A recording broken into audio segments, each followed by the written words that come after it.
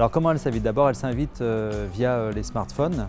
Les éditeurs développent des applications qui sont des applications qui permettent de faire des demandes d'absence, de proposer des relevés d'heures, de badger même à distance. Et aujourd'hui, avec le télétravail, c'est quelque chose qui commence à se déployer très sérieusement.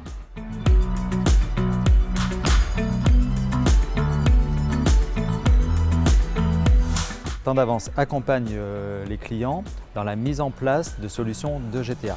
On les aide à choisir une solution, on leur fait un cahier des charges, on calcule leur ROI et ensuite on les aide dans toute la mise en place de la solution, y compris la formation et le déploiement. En premier lieu, ce qu'il faut faire, c'est faire un état des lieux pour voir d'où on part. En général, on part de demandes d'absence qui se font manuellement, de relevés d'heures qui se font sur papier, de badgeage parfois quand c'est déjà en place. Et donc, à partir de là, l'idée c'est faire un process cible, enfin faire le process actuel et définir le process cible qui permettra d'obtenir un ROI suffisant pour les ressources humaines, à la fois sur le calcul des éléments variables de paye, à la fois sur la réduction de l'absentéisme, à la fois sur la réduction du turnover et sur tout ce qui est lié à une meilleure planification et une meilleure gestion du temps et de l'activité.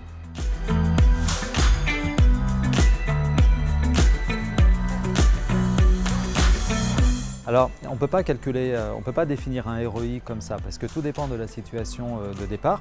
Tout dépend d'abord s'il y a déjà une GTA en place ou pas.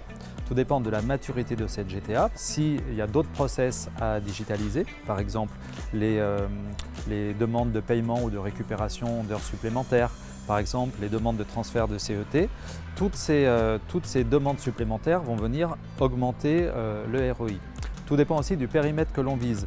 Si on est uniquement sur la gestion du temps, on a un certain ROI qui peut être calculé. Si on va sur des fonctions de planification, là, subitement, le ROI peut devenir très important.